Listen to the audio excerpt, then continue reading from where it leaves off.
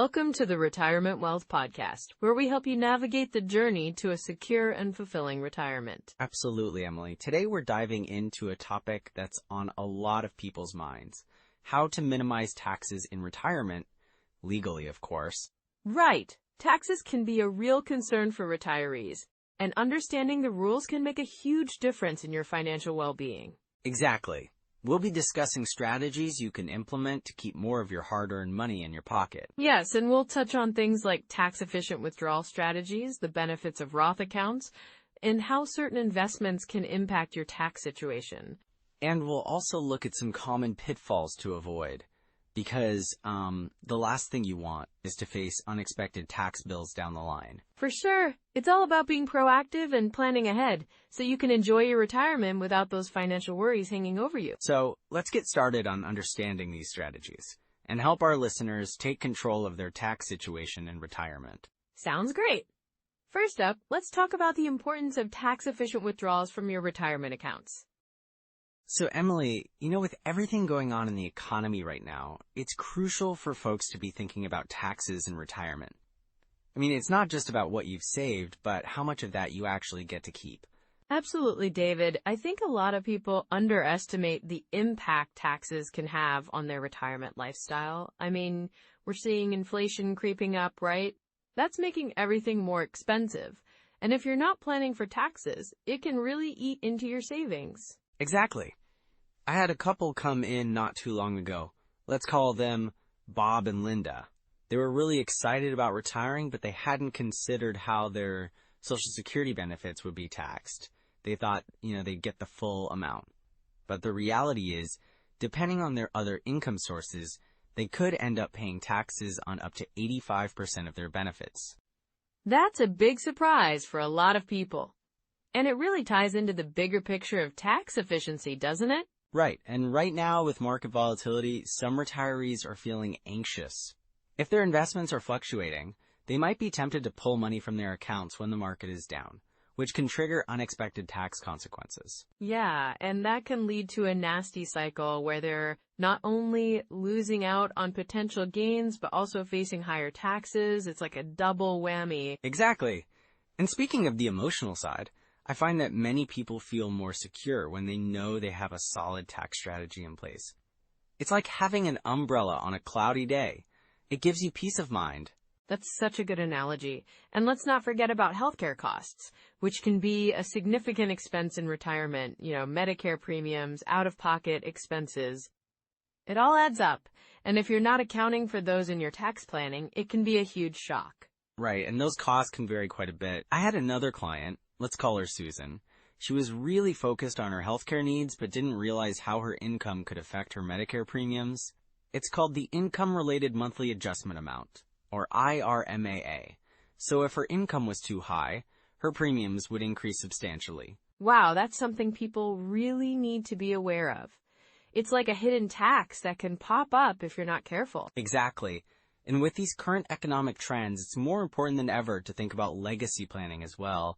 Many retirees want to leave something behind for their kids or grandkids. But if they don't plan for taxes on those assets, it could significantly reduce what they're able to pass on. Yeah, and that can be really emotional, People want to leave a legacy, not just a tax bill. Right. I think it's essential to take a holistic view of retirement planning. You can't just focus on assets. You have to look at how taxes will affect everything else, from your lifestyle to your legacy. So true. And with the changes in tax laws, it can feel overwhelming for people trying to navigate it all. We've had so much discussion about potential tax increases in the future, and that adds to the urgency of getting a solid plan in place now. Yes, and one thing I've noticed is that many people don't realize that they have options. There are strategies they can implement now to minimize their tax burden in retirement. Like what? Well, for starters, proactive tax planning can help you determine when and how to withdraw funds from various accounts. For example, withdrawing from tax-deferred accounts in lower income years can be a smart move. That makes sense. I suppose it's all about timing, right? Exactly. And then there are Roth conversions. Shifting some of your traditional IRA funds to a Roth IRA while you're still working and in a lower tax bracket can set you up for tax-free withdrawals down the road. Wow, I love that idea. It's like setting yourself up for a more secure retirement, tax-wise. Right. And let's not forget about tax loss harvesting, where you can offset gains with losses in your investment accounts. Every little bit helps when it comes to minimizing taxes. It sounds like there are so many strategies available. There are, and it's all about finding the right combination that fits your specific situation. And that's where working with a knowledgeable advisor can really make a difference. Definitely. I think the key takeaway here is that with everything going on today, it's more important than ever to think ahead, plan for taxes, and make informed decisions. Well said, Emily. And by doing that, you can really enhance your financial security and peace of mind in retirement. So let's dive into some of those core strategies for minimizing taxes in retirement. So, Emily, let's dive into some of those core strategies for minimizing taxes in retirement. I think a good starting point is understanding the different types of accounts people typically have, right? Absolutely, David. I mean, most folks have a mix of taxable accounts and tax-advantaged accounts, like 401ks and IRAs. Each has its own tax implications, so it's crucial to know how to manage them. Exactly. For example, withdrawals from traditional 401ks and IRAs are taxed as ordinary income when you take them out. Whereas with Roth accounts, you pay taxes up front, but your withdrawals in retirement are tax-free. That's a big difference. Right, and that's why many people consider converting some of their traditional accounts into Roth accounts, especially if they expect to be in a higher tax bracket later on. But that conversion can also have tax implications in the year you do it, correct? Yes, it can be a double-edged sword. You want to manage the amount you convert to avoid jumping into a higher tax bracket. A common rule of thumb is to do conversions gradually, maybe converting just enough to stay within your current tax bracket. That makes total sense. And speaking of tax brackets, another strategy is to be mindful of how much you withdraw each year. The 4% rule is often mentioned as a safe withdrawal rate, right? Yes. The 4% rule suggests that if you withdraw 4% of your retirement savings each year, you should be able to sustain your income for about 30 years. But you need to adjust based on your tax situation. If most of your funds are in tax-deferred accounts, withdrawing that full amount could bump you into a higher tax bracket. So it's about striking a balance. If you're drawing from taxable accounts, you can keep your tax burden lower, right? Exactly. Let's say you have $500,000 in your retirement accounts. If you follow the 4% rule, you'd be looking at a $20,000 annual withdrawal. If that's entirely from a traditional IRA, you could be facing a significant tax hit. But if you pull from a mix of taxable, tax-deferred, and tax-free sources, you can manage your taxable income better. And that's where asset allocation comes into play, isn't it? A well-diversified portfolio can help in minimizing taxes over time. Yes, a diversified portfolio usually consists of a mix of stocks, bonds, and maybe some real estate. Stocks have the potential for growth, which is great, but remember that selling them can also trigger capital gains taxes. Right, long-term capital gains rates are lower than ordinary income tax rates, which is a bonus. But you still want to be strategic about when you sell those investments. Definitely. If you can hold on to your stocks for more than a year, you're taxed at a lower rate. And while we're on the subject, real estate can also provide tax benefits. For instance, if you sell your primary residence, you can exclude up to $250,000 from capital gains taxes if you meet certain conditions. Yes, and that's a huge advantage for many retirees looking to downsize. But what about annuities? I know some folks consider them for tax-deferred growth. Annuities can be a useful tool. They allow your investment to grow tax-deferred until you withdraw money, but be cautious of the fees and the complexity. The tax treatment can get tricky, especially if you withdraw funds early. Absolutely. And let's not forget Social Security benefits. Taxes on those can depend heavily on your overall income level, right? Yes, that's a crucial point.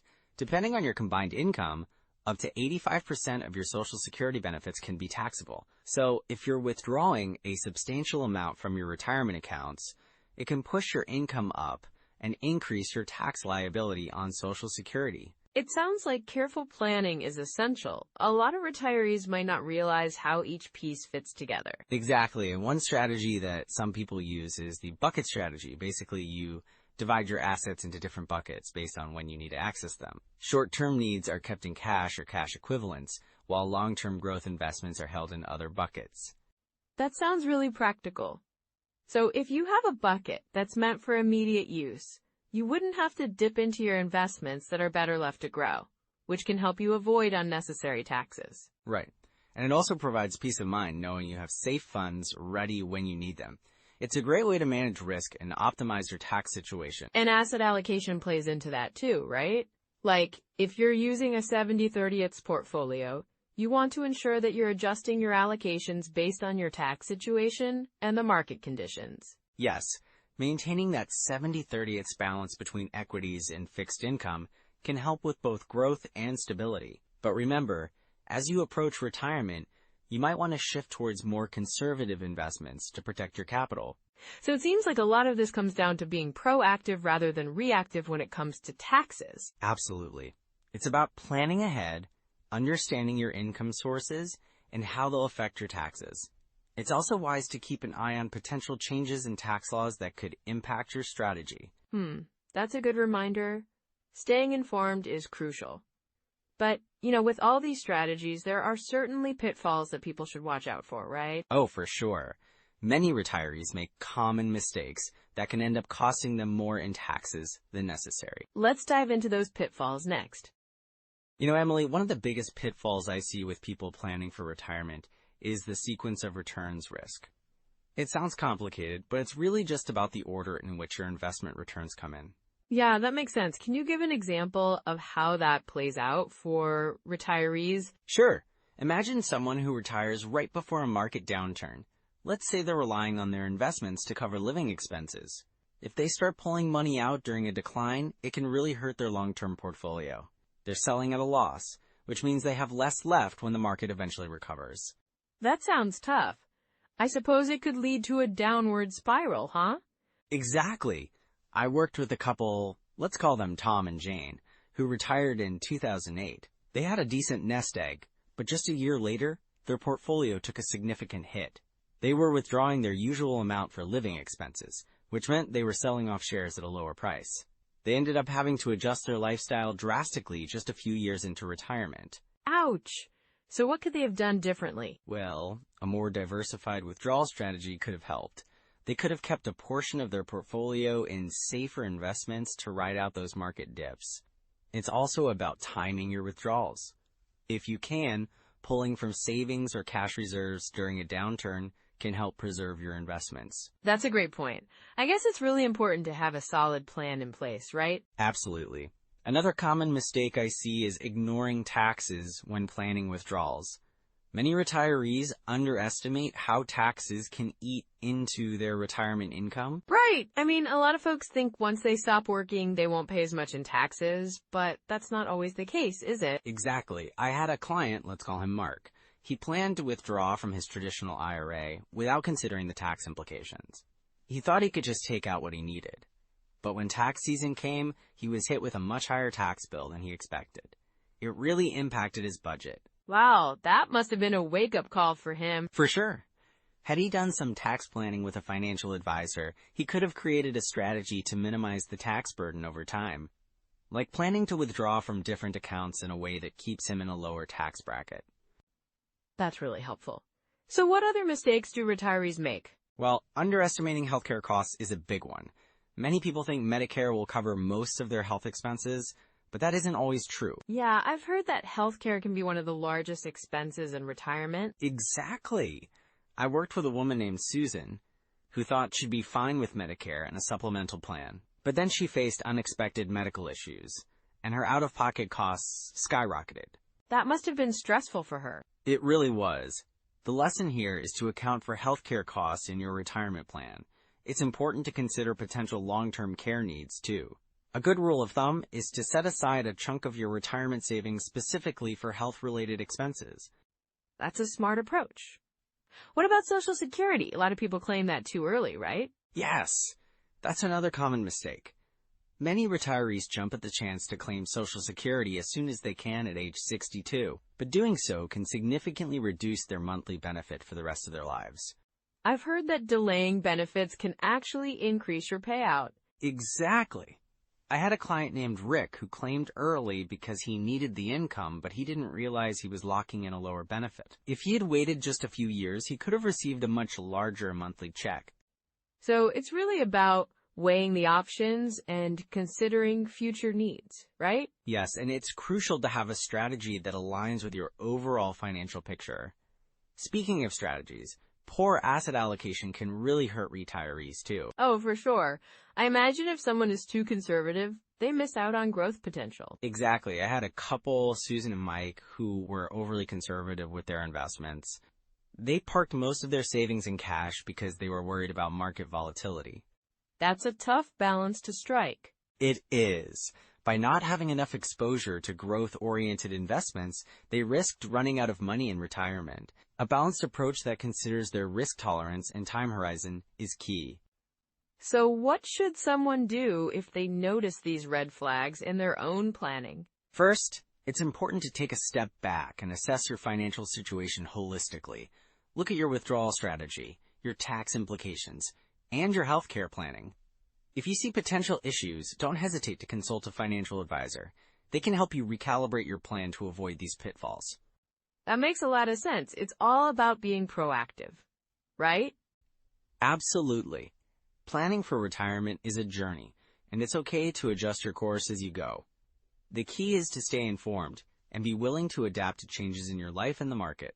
Well, there's definitely a lot to think about here. What's the next step for our listeners who want to ensure they're on the right track? The best first step is to review your current retirement plan. Look for any areas where you might be making assumptions or overlooking important factors. Consider reaching out to a financial professional who can provide personalized guidance. That sounds like a solid plan. Thanks for sharing all these insights, David. It's so helpful to have this knowledge as we navigate retirement planning. So, Emily, when it comes to taking action on minimizing taxes in retirement, there are definitely some immediate steps folks can take, right? Absolutely, David.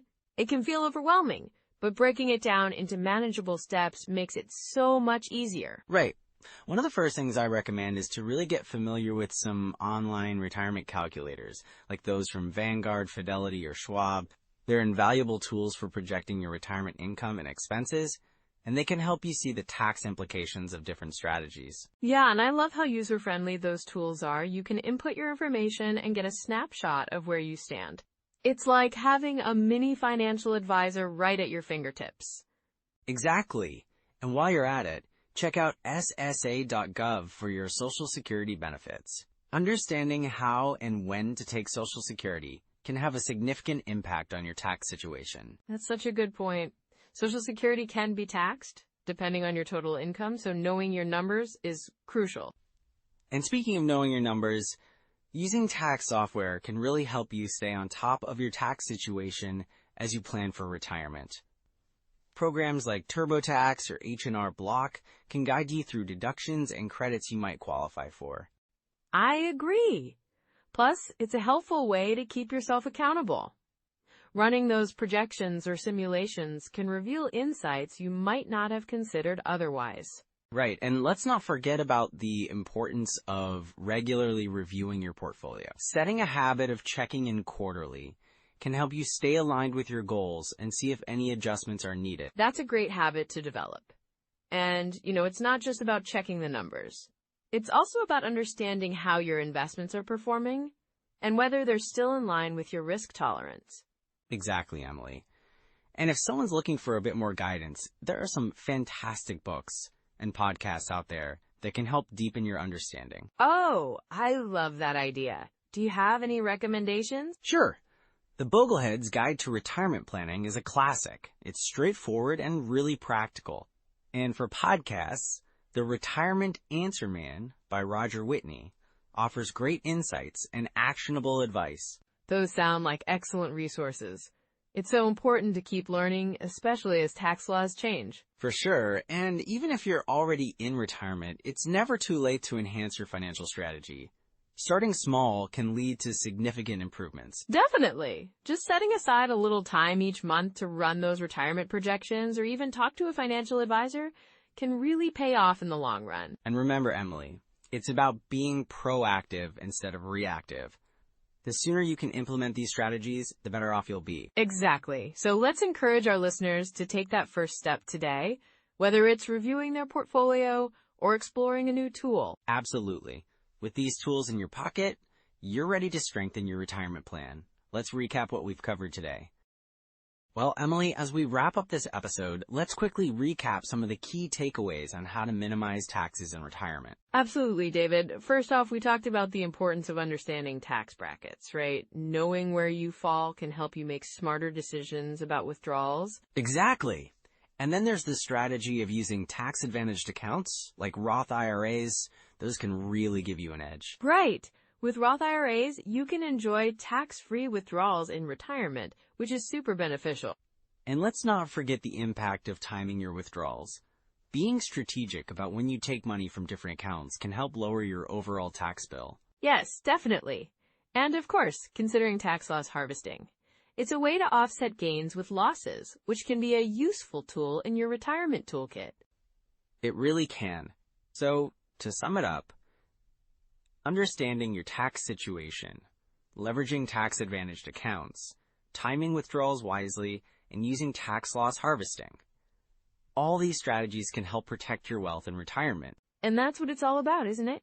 Building and protecting your retirement wealth so that you can enjoy this phase of life without the stress of taxes weighing you down. Absolutely, Emily. It's about making informed choices that align with your goals and lifestyle.